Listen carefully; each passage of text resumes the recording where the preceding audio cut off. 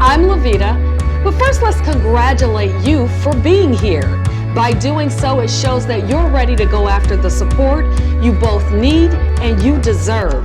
Now, we plan to navigate you through the confusing court system. So, let me introduce you to my co-host, our mentor. She's the brains behind this legal thing, and yes, she's my mom. Ladies, I present to you Judge Ramona.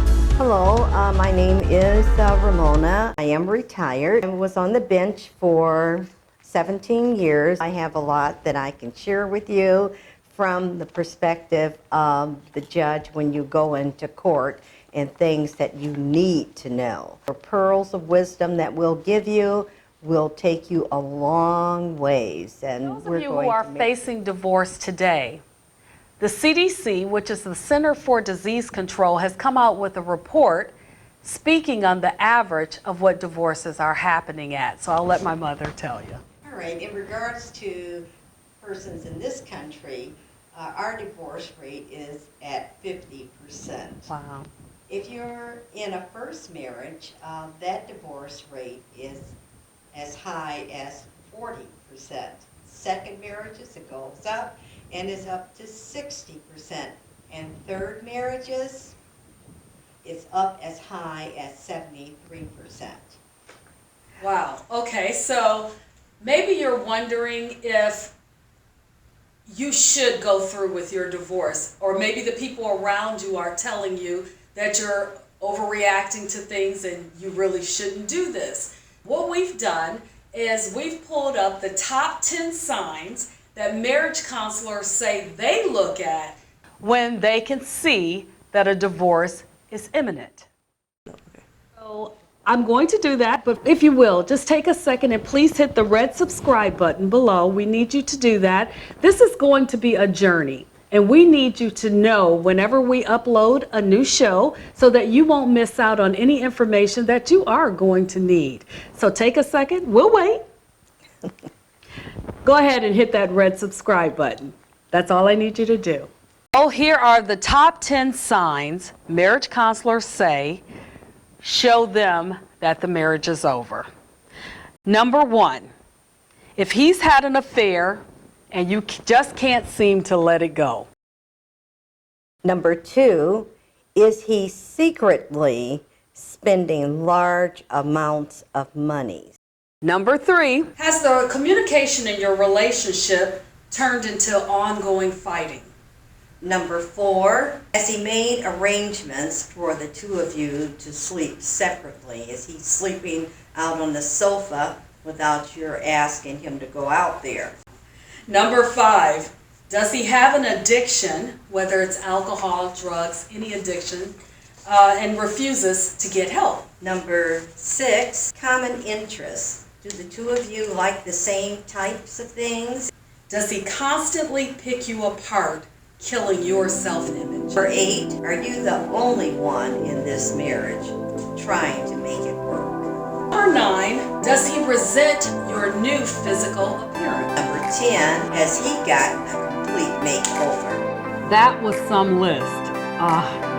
Let me ask you, was there anything that you felt marriage counselors missed? There was one major thing. What? And that is when a man started talking about being separate and get our own space for a while. Well, he's definitely letting you know himself there. Well, no, there's we don't want to get a divorce. We just want to be separate with separate maintenance, whatever they call it. Wow. You know, that's what they will say. But they don't want the divorce because they don't want to go through that. They don't want to have to pay for alimony, child support. So they always come at the woman with, let's just separate. Mine was a little different. I think they missed a few too. I would say it's when you're coming home from work and you turn the corner and you see his truck or car in the driveway and you start cursing because he's home. I mean, to me, that's a sign. Another sign I would say is if you find yourself staring at him when he's asleep all the time. And not like when you first got married. Yeah. You know that look, like, Yeah. That's That's a sign. that's a sign that That's a things are sign, going very, yeah. very wrong. Yeah. Okay. Or you decide, I'm tired of cooking for him. He eats too much. So now, but that means you're looking at his physical appearance and you're not Yes. happy with it anymore. Not happy at all because he's let himself go. But yet and still he expects for you to keep yourself up. Well, the one that I did like the most out of all of them, when all of a sudden he's fixing himself up or he's suddenly interested in exercising, it bothers him now that he has a bald spot at the top. Yes. He's trying to get a little something to cover that up. Whereas as far as it was with you, he didn't care about that. But now someone else is on the horizon, then all of this becomes very important. Why all of a sudden? Yes, Okay. just signs. Signs. And now it's time for final thoughts. Well, my final thought to share with everyone would be when you're going into court, always be prepared. I also would recommend, highly recommend, that you not go into court on your own. Always have an attorney with you when you go into court. In regards to a divorce or support, your attorney will be able to argue your position better than you will be able to argue your own position. Also, when you go into court, if you're hostile about the whole situation, leave it outside of the courtroom. Oftentimes, people come into court and they think that because they're watching these TV shows and the people are bouncing around the courtroom and that kind of thing, that's how they should act in court. Not at all. Your demeanor means a lot. Be very professional when you go into court. This is a professional setting. You should also act professional.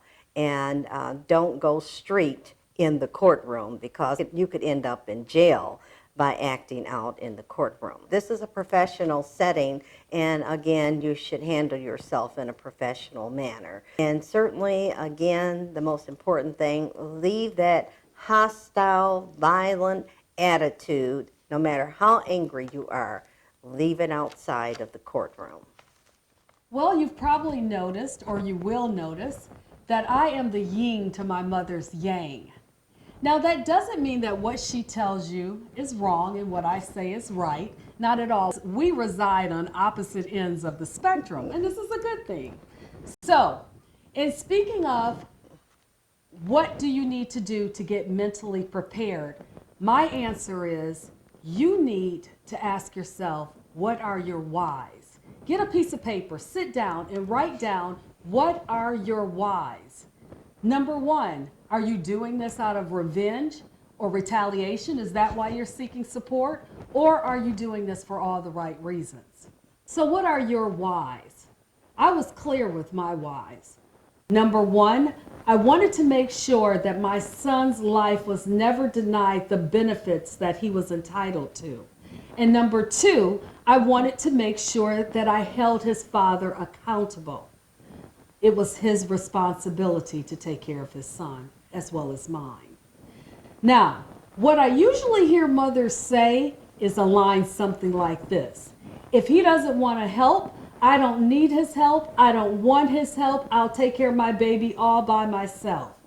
Notice how I keep saying I in that? Well, here's the thing. Here's the truth.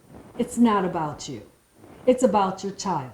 And where you need to get to in your why is that I'm doing this on behalf of my child so that my child will have the lifestyle and the support that he deserves by his birthright. If you can get your why to there, then you are on the road to being mentally prepared for what it will take to seek support. Well, that's our show for today. Don't forget to hit that red subscribe button below because we don't want you to miss when we upload new video and information. We want to make sure that you know everything you're going to need to know. And girl, we want you to get your support. And also, please send us your questions because we're here ready, willing, and able to answer